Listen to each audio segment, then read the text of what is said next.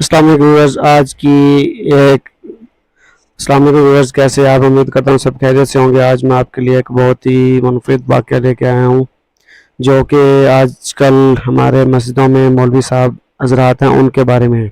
صبح 3 بجے اٹھ کر موٹر چلا کر ٹینکی بھرنے کے بعد مسجد کی لائٹ آن کی اور اذان دے کر صفائی شروع کر دی۔ جماعت کروا کر بچوں کو پڑھانا شروع کر دیا۔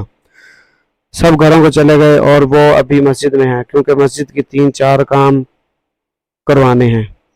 کچھ چیزیں ٹھیک کروانے والی ہیں اور کچھ نئی خریدنے والی ہیں۔ ظہر کا وقت سر پر آن پہنچا اور وہ ابھی مارکیٹ میں ہی ہے۔ مسجد کا دروازہ حاجی نے کھولا اور اتنی دیر میں امام صاحب بھی آ گئے۔ حاجی صاحب نے کھڑے کھڑے 2-4 باتیں سنا دی کہ مسجد کے دروازے تو ٹائم پر کھولنے چاہیے۔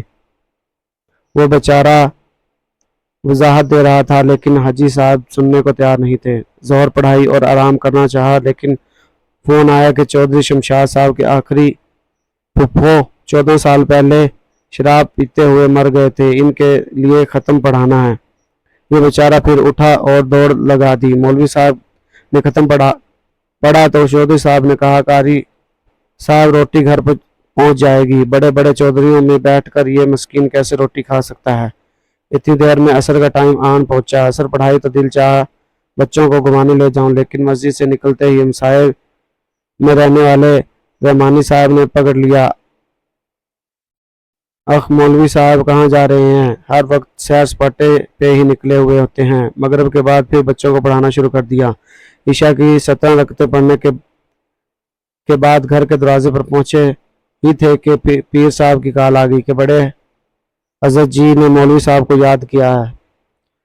اس مسجد میں بڑے حضرت جی ہی مولوی صاحب کو لے کے آئے تھے۔ مولوی صاحب پہنچے تو بڑے حضرت جی